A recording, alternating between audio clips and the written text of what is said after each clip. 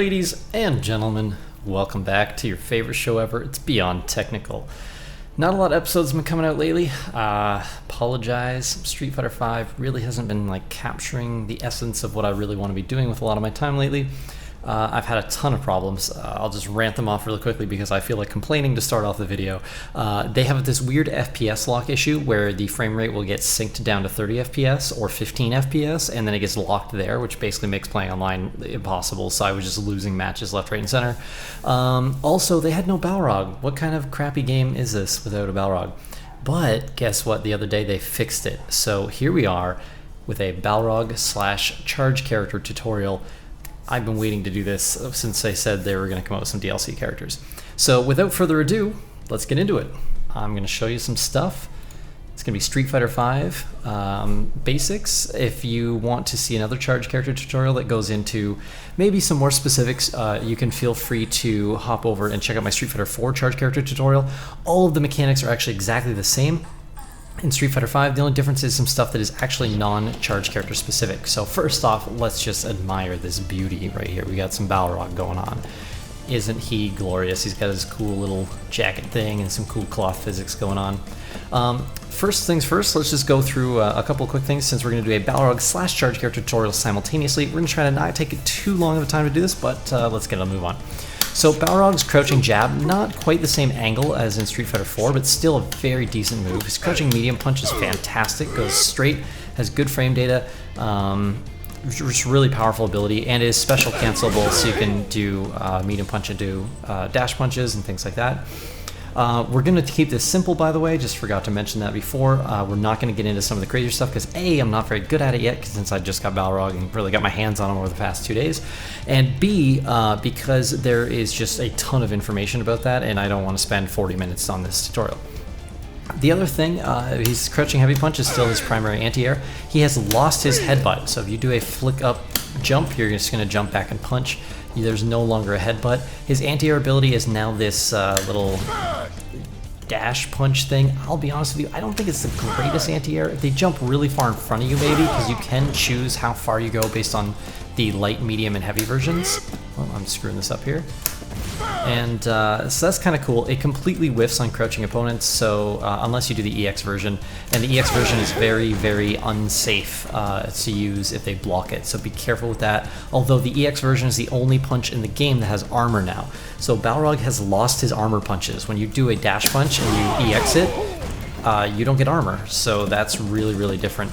What he does get that's pretty cool though is with this V trigger. Again, we're not going to go super into V trigger stuff, but if you do a dash punch and you just hold forward and keep hitting punches, sorry, I let go forward, forward and keep hitting punches, you can go and get a ton of extra punches in. You can do that with the punches or kicks, so even if you do,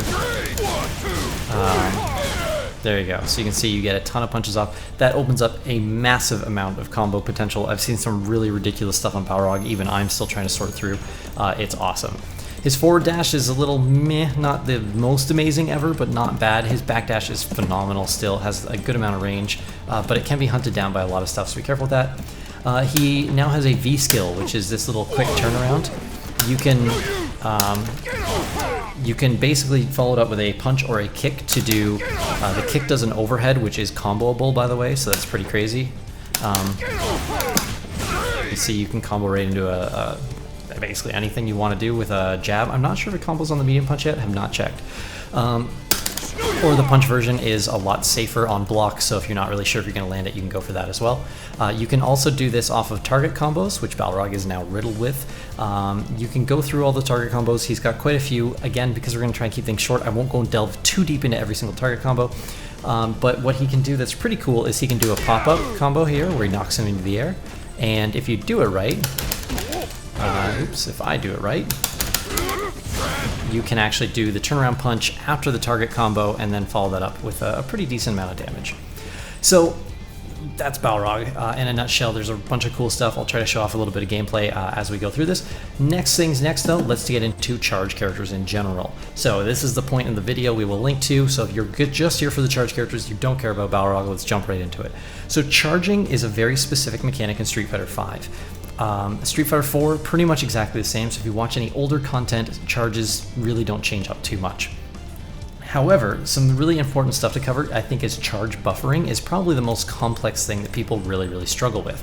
So what that means is that you can do a combo, you can do a dash punch combo, into another dash punch combo, into a dash punch combo, into a dash punch combo, and the reason that I'm able to do that, even with a 2-second charge time, is that the second you flick forward on the stick to go forward, you immediately lock back again. So you just go forward, down, forward, down, forward, down. And you'll see, like with just his movement, you can see how quickly I'm able to do that. So all you need to do is give it that fraction of a second on that forward, and then you're able to lock it back down again. Basically, it looks like you can charge punch whenever, or dash punch whenever you want, although you do actually need to build a charge. The other thing you can do with charge, that's charge buffering, so that's when you go forward then backwards. The other thing that's really interesting about charge characters is that you can actually use a down to up charge and a left to right charge simultaneously, or a forward back charge. So back charge is always holding away from your opponent and then flicking the stick forward and hitting an attack. So if you just punch, punch, punch, punch, and then when you, if you flick the stick forward, you get that dash punch out. What you can do with Balrog that's pretty cool is he's got this combo that's pretty nice. I'll just do the whole thing, I think. You do a crouching heavy punch, you cancel it into a heavy punch up kicks, which is his aerial launcher, and then you can do a dash punch. Oops. So let's see if I can not screw this up. I don't think I had a charge there. So you see how I managed to use 2 different charge abilities at the same time. That's because down back is actually giving you a back charge and a down charge simultaneously. So if you flick up, you can do an up ability and then immediately do a forward ability because you flick up and back and you never actually move the stick forward. So that's the other thing about charge. Anytime that you build up a charge, you can build a charge in any direction and you can hold on to that. This is applicable to every charge character in the game, by the way. This is not Balrog specific at all. I just think that he's the best character to showcase this stuff with because he's one of the few characters in the game that's kind of still purely charge.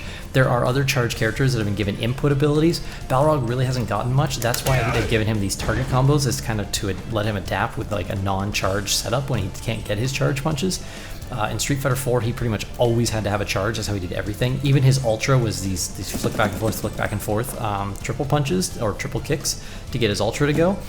In this game, you can do, they finally given Balrog a single input move, which is just 2 quarter circles forward into a punch, which gives you his ultimate, which is a really long dash punch. So that's how you can do back charges and forward charges at the same time. So remember, charge buffering is to flick the stick back right away and then go forward again. And then you can do these 2 different dash punches because I use a down charge and an up charge.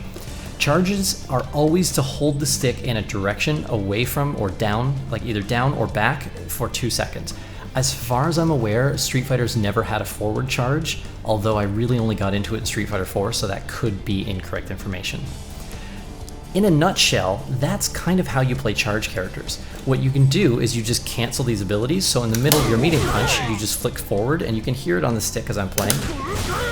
And you can cancel these abilities into charge, or into your charge abilities. Pretty much anytime a move is cancelable, you can just use a charge skill. Now if you don't have a charge, if I just like jump at him and don't hold the stick down and I try to do the same thing, I'm just gonna get these jumps. So charge is important. You have to actually, like, it's just like the name implies, you've got to use a charge. It needs to have a charge. So 2 seconds. It sounds like a long time. I believe it's probably actually a little less, to be honest with you, but I haven't really timed it very specifically. But generally speaking, you know you've got a charge if you've given it that long. And that's pretty much it. That's charge characters. It's exactly the same as input characters, where you just do a quarter circle motion and throw out a punch and you get maybe a Hadouken. In this game, you just hold down back and then you flick forward and you go like that. Just for mention as well, I keep saying down back because generally speaking, you're going to see charge characters in this position. But if somebody's jumping in on you, you can stand up and you can still do dash punches because a back charge is all you need for that. However, if you're going to do one of these anti-air abilities where Balrog punches up, you cannot do that once you've stood up. You see, I'll just jump and elbow now. So flicking down to up is a little bit weird at first because the kick has to come out before you leave the ground. So there is actually a little bit of time in the game before you jump when you push the stick up. And this is how you can do stuff like Zangief's grabs and things like that with like a 720-degree motion, where you actually need the stick to be up in the air. You can still do it on the ground because you just push the button to get the input to come out before the jump actually occurs. Might sound confusing, but trust me, just a little bit of practice and you'll get it. So all that being said, I think I can't get enough of Balrog. Let's go play some Street Fighter. Now, we might not get a match right away. I'm going to open it up 4 stars, which might be a big mistake. We'll see. I've found that 5 stars isn't really all that amazing anyways. And I've just, as I said, bear with me here. This is some very fresh Balrog Street Fighter V play. I've just gotten my hands on him, and I really have not played a lot of Street Fighter V until his character's launch, because frankly, I've not enjoyed it all that much playing characters that aren't really, like, without having my main character. I don't mind jumping around a little bit as long as I can always go back to, you know, my good old home turf territory. And while Balrog is quite a different character in Street Fighter V, I guess you guys can see me instead of Street Fighter V. Well, Balrog is quite a different character in Street Fighter V than he was in Street Fighter 4. He's actually still pretty much the same feel in terms of how you play, the way you put aggression on, the way you carry people to the corner and stuff like that, and I'm really liking it.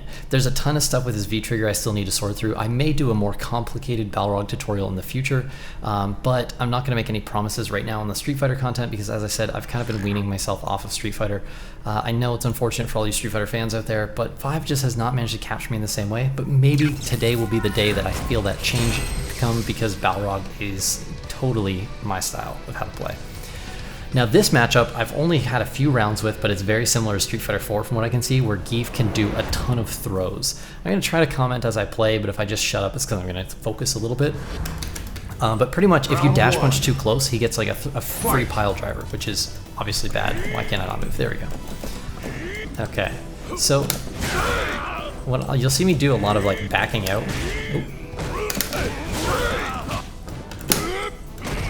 And when he does a lot of his normals, Balrog really doesn't have a lot of great answers to these. His standing heavy punch is probably one of his best.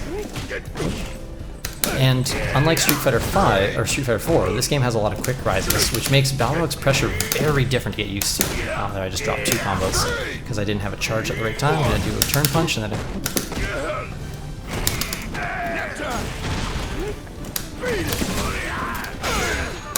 oh shit.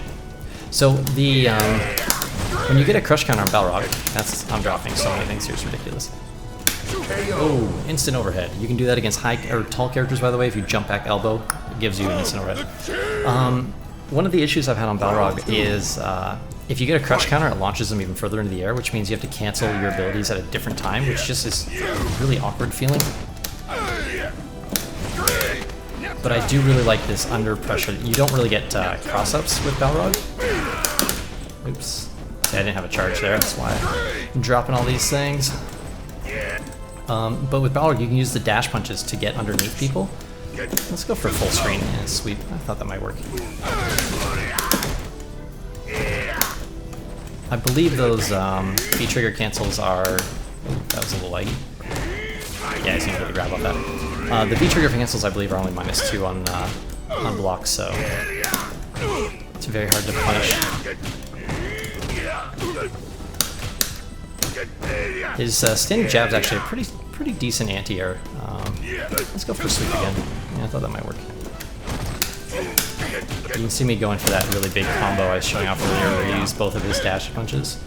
So here's the other thing that's awesome about Balrog. His critical art goes like full screen, so we'll see if Geef whiffs something big here. I can just try to buffer this a little bit. I probably could have gone that jump. Here it is. And victory. That is awesome, by the way. Compared to his Super and Ultra in Street Fighter 4, I am just loving the ability to do this. You win. Looks like the video is about 14 minutes, so I think I'm going to call it there. Thank you guys very much for watching another episode of Beyond Technical. Catch me next time. I'll try to come out with some more content and stuff, especially if I keep playing Balrog. The Street Fighter stuff is back on. It was really hard to make videos with Bison, I just wasn't feeling it. Appreciate it. Catch you guys next time. Have a great one.